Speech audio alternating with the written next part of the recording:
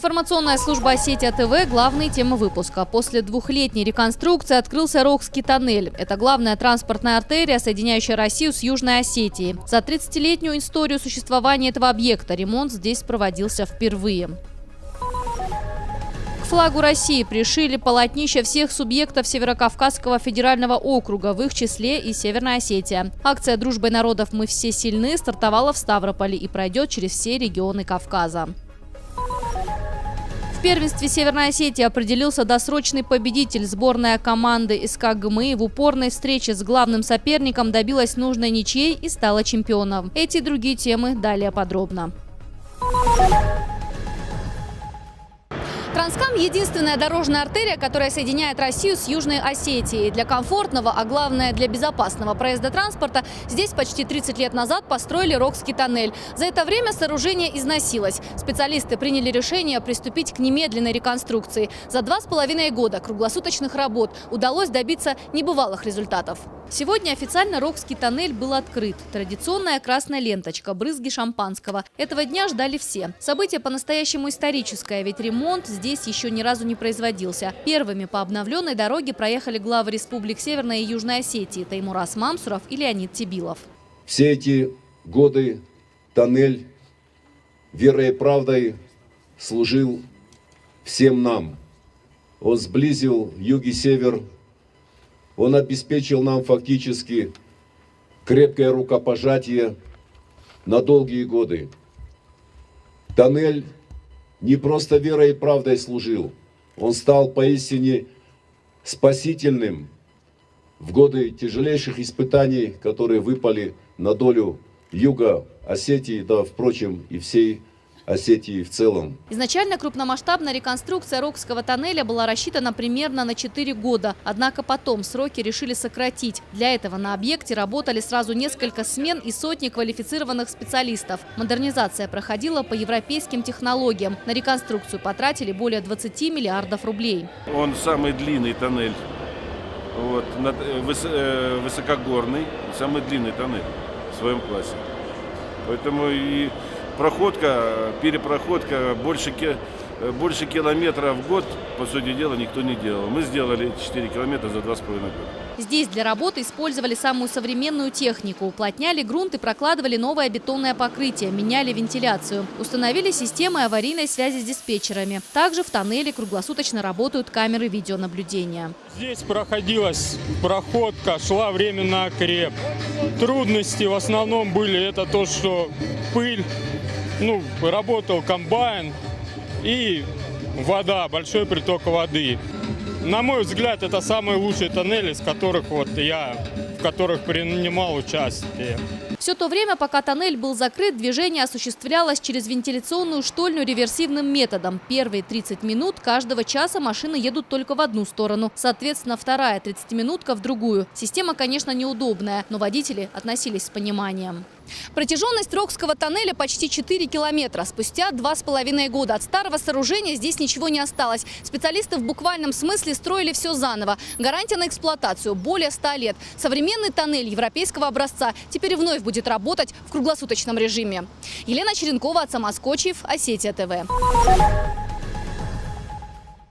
В Северокавказском Суворовском военном училище состоялась торжественная церемония посвящения. Поступившие прошли короткий курс подготовки. Сегодня юные курсанты прошагали торжественным маршем наравне со своими старшекурсниками.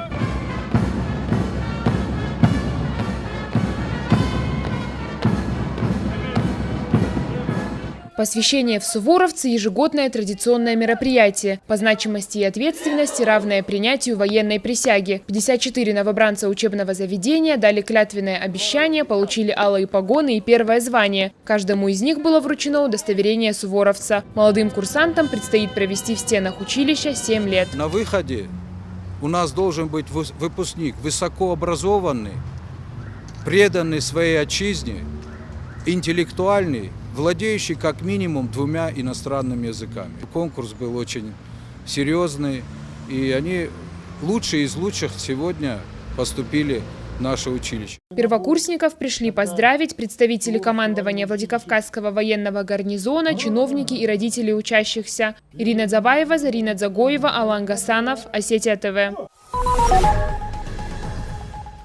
Изменить ситуацию вместе, начать разговор о том, о чем раньше в обществе умалчивали. О развитии физической культуры и спорта для инвалидов уже в течение 5 дней говорят в стенах Северо-Осетинского государственного университета.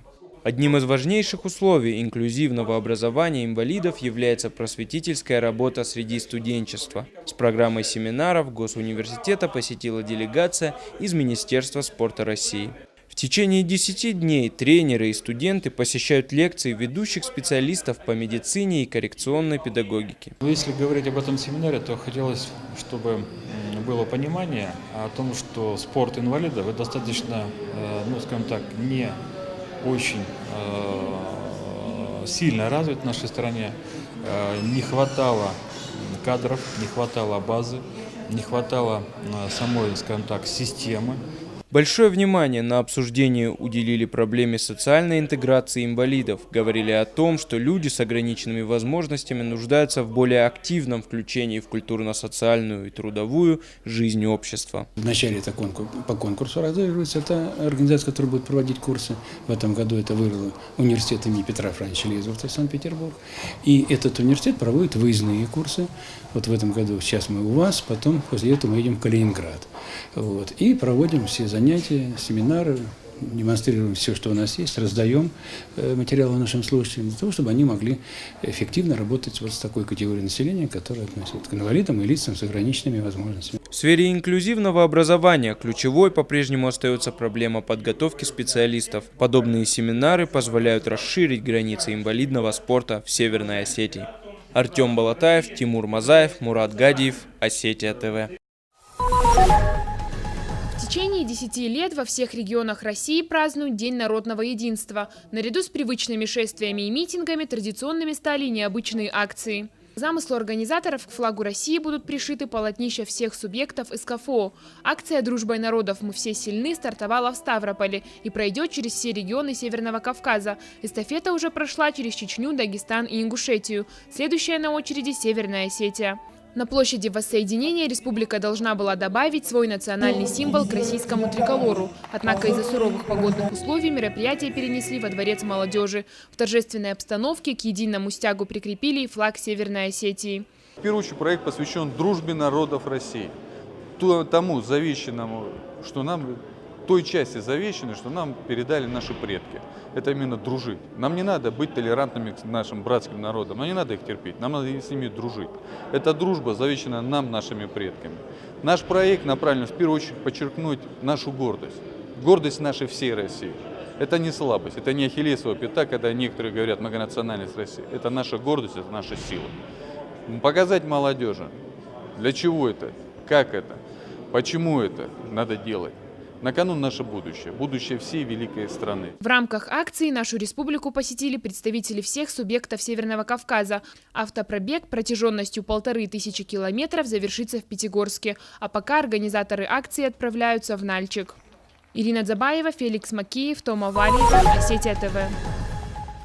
Воспетая в картинах красота и любовь к родине, в Республиканском союзе художников открылась выставка работ кабардино-балкарских мастеров. В экспозиции представлены работы 54 художников. Многие из них начинали свой творческий путь во Владикавказе. Художники продемонстрировали свое мастерство в живописи, графике, декоративно-прикладном искусстве и скульптуре. Инициатива проведения исходила от председателя Союза художников Кабардино-Балкарии Геннадия Тимирканова. Необходимость в этой выставке зрела очень давно, потому что крайний раз, когда была выставка наших художников, это были, по-моему, 90-е годы. С тех пор был такой вот провал небольшой в отношениях, и я считаю, что это просто недопустимая вот такая ошибка была.